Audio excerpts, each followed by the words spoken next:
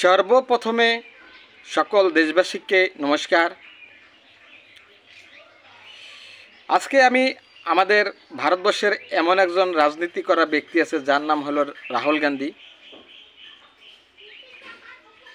তাকে আমি কিছু কথা বলবো। সে বর্তমান যেটা ভারতবর্ষের জন্য বা সনাতন ধর্মের জন্য যেটা করছে সেটা খুব আমার ভালো লেগেছে, যার জন্যই আমি সেই উদ্দেশ্য নিয়েই আজকে আমি এই ভিডিওতে কিছু কথা বলবো।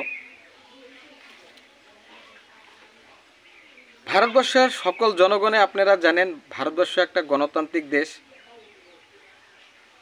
এখানে আমাদের ভারতবর্ষের যত জনগণ আছে সবারই একটা মত আছে।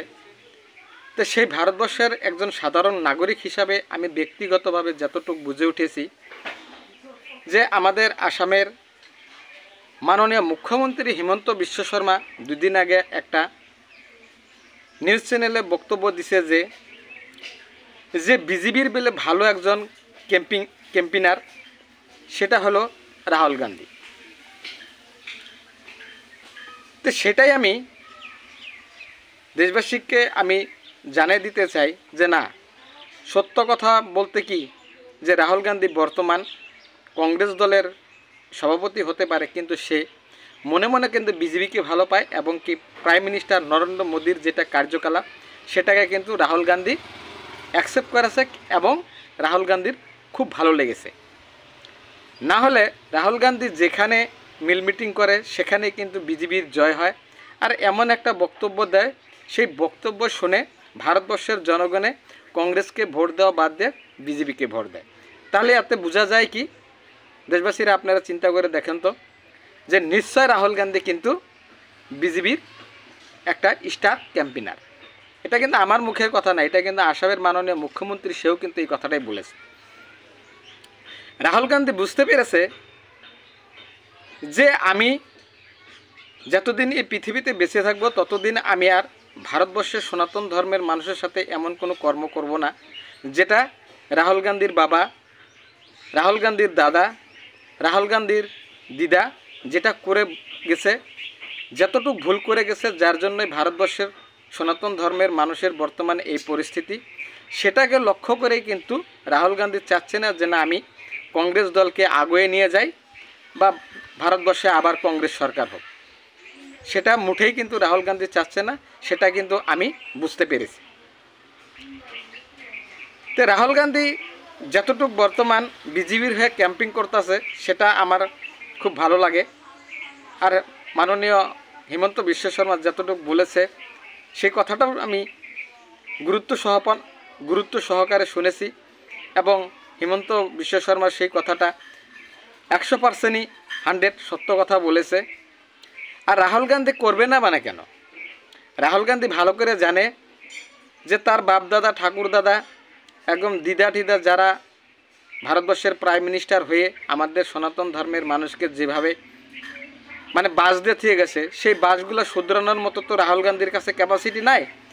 তাহলে সেই পাপগুলো ক্ষয় করার জন্য একমাত্র মোদিকে যদি প্রাইম মিনিস্টার করে সেইগুলো যদি ভুল শুধরে দিতে পারে, সনাতন ধর্মের মানুষের হয়ে যদি কর্মগুলো করে যেতে পারে, তাহলে নিশ্চয় রাহুল গান্ধীর আত্মায় শান্তি পাবে। যার জন্যই রাহুল গান্ধী ভারতবর্ষের কোনো পদ্ধতিতে কংগ্রেস সরকার চাচ্ছে না।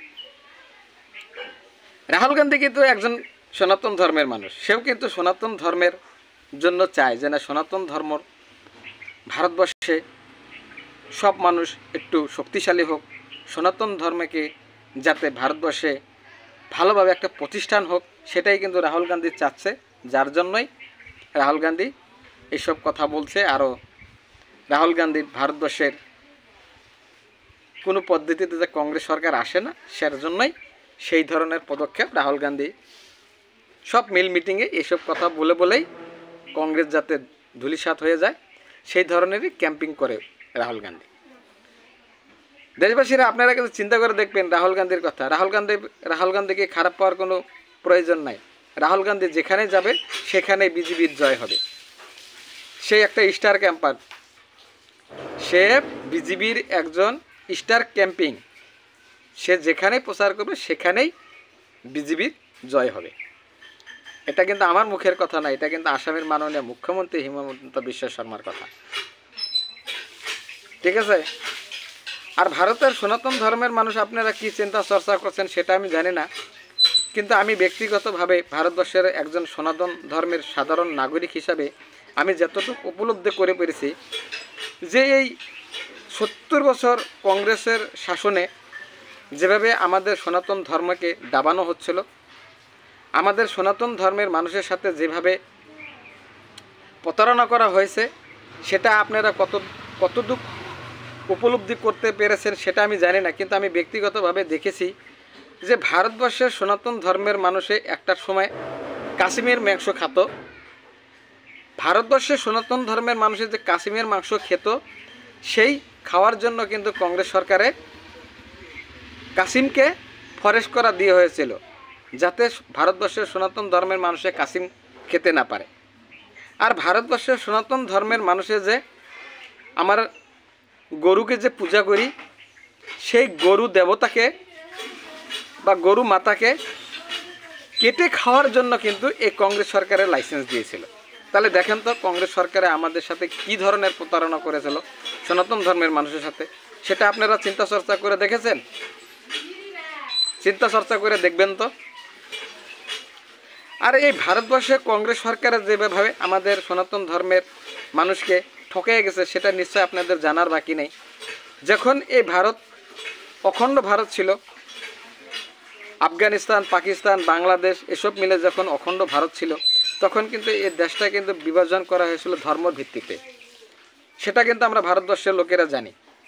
কিন্তু দেখেন পাকিস্তানকে গড়ায় দেওয়ার পরে কিন্তু আলিকত জিন্না সেটা কিন্তু ভারতবর্ষের থেকে আলাদা হওয়ার সঙ্গে সঙ্গে কিন্তু পাকিস্তানের কিন্তু রাষ্ট্রীয় ধর্ম ইসলাম দিয়েছে, কিন্তু এই কংগ্রেস সরকারে কিন্তু আমাদের ভারতবর্ষের রাষ্ট্রীয় ধর্ম কিন্তু ধর্ম নিরপেক্ষ করে রেখেছে। কেন?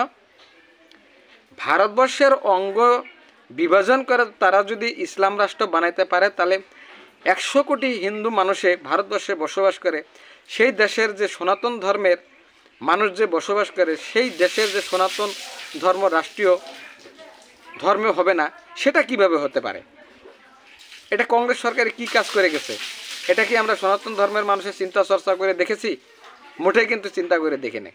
শুধুমাত্র একটা লুঙ্গি আর টুপির জন্য, একটা ধুতির জন্য আর একটা কম্বলের জন্য কিন্তু আমরা কংগ্রেসকে ভোট দিয়ে 70 বছর রাজত্ব করে দিয়েছি, তাই না?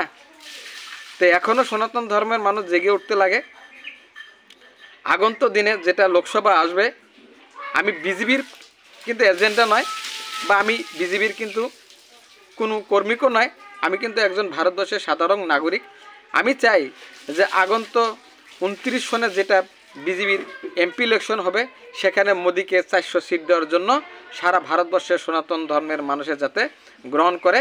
আর 400 সিট পাইলে হয়তো মোদি এমন একটা কাজ করে থিয়ে যাবে, যাতে সারা বছর সারাটা জীবন পৃথিবী যতদিন পর্যন্ত থাকবে, ভারতবর্ষ যতদিন থাকবে, ততদিন যাতে ভারতবর্ষের সনাতন ধর্মের মানুষের যাতে সুরক্ষিত হয়ে থাকতে পারে, তার জন্য কিন্তু সে সেই ভূমিকাটা গ্রহণ করবে এই 400 সিট দেওয়ার জন্য। তাই আমরা একটা শুধুমাত্র ভোট দেব তাই দিতে পারবো না। আমাদের নিজের সুরক্ষার জন্য আমরা কি এটুকু কাজ করতে পারবো না? নিশ্চয়ই কিন্তু করার প্রয়োজন আছে। আর এই কর্মটা আপনারা করলে আমি ভাবি যে সনাতন ধর্মের মানুষে যতদিন এই পৃথিবীটাতে থাকবেন, যতদিন ভারতবর্ষ থাকবে, ততদিন কিন্তু আপনারা সুরক্ষিত হয়ে থাকতে পারবেন। আর যদি এই কাজটুকু যদি মোদী সরকার করে যেতে না পারে, তাহলে এখন যে ভারতবর্ষে যে 30% অন্য অন্য ধর্মের মানুষ হয়েছে, যখন 50-50 হবে না, এই ভারতবর্ষের সংবিধানে কিন্তু তখন ধর্ম নিরপেক্ষ থাকবে না। তখন কিন্তু একদিন হলেও কিন্তু এই ভারতবর্ষের সংবিধানে দেখবেন যে ভারতবর্ষের সংবিধানে রাষ্ট্রীয় ধর্ম বিলেপ হয়েছে, তখন সনাতন থাকবে না, অন্য মানে রাষ্ট্রীয় ধর্ম হয়ে যাবে। তখন কিন্তু সনাতন ধর্মের মানুষরা গুয়াহাতেও কুল পাবেন না। যেরকম আফগানিস্তান থেকে চলে এসেছেন, বাংলাদেশ থেকে যেভাবে হিন্দু বিতরণ হয়ে মানে ভারতবর্ষে এসেছেন, আফগানিস্তান থেকে, বাংলাদেশ থেকে, পাকিস্তান থেকে, অন্য অন্য দেশের থেকে যেভাবে আপনারা হারাহাস্তি হয়ে দেশ ছাড়তে হয়েছে, সেই ধরনের কিন্তু একদিন ভারতবর্ষ আপনাদের সঙ্গে হবে। এটা কিন্তু আমি আপনাদেরকে স্পষ্টভাবে ভারতবর্ষের সনাতন ধর্মের মানুষকে আমি বলে দিলাম। এখনও যদি সজাগ না হন তাহলে কিন্তু আপনাদের মাথায় আপনারাই কুড়াল মারবেন, তখন কিন্তু ভগবানকে দোষ দেওয়ার কাজ হবে না। তাই এখনও সময় আছে। আমরা ভারতবর্ষের সনাতন ধর্মের মানুষে যে বলি যে হিন্দু হিন্দু ভাই ভাই, এটা কিন্তু মুখেই আমি দেখছি না। যদি সনাতন ধর্মের মানুষ সবাই যদি ভাই ভাই, তাহলে কথায় না বলে কাজে করে দেখান। এটাই আমি আপনাদেরকে বলে দিলাম স্পষ্টভাবে এই ভিডিওতে। তাই আমি এই ভিডিওতে যদি ভারতবর্ষের সনাতন ধর্মের মানুষের যদি আমার কথাগুলো শুনে যদি আপনাদের ভালো লাগে, নিশ্চয় এই ভিডিওটাতে একটা লাইক দিবেন, একটু কমেন্ট করে জানালে আমি একটু জানতে পারতাম যে না ভারতবর্ষের লোকজনরা কোন মাইন্ডে আছে, বা আমার কথার যেসব কথা বলেছি সেই সব কথার যুক্তির মাঝখানে ভারতবর্ষের লোকেরা কতজন লোক আছেন, তারা নিশ্চয় এই ভিডিওটাতে কমেন্ট করে জানাবেন। এইটুকু বলেই আমি এই ভিডিওটা সমাপ্ত করলাম। ধন্যবাদ।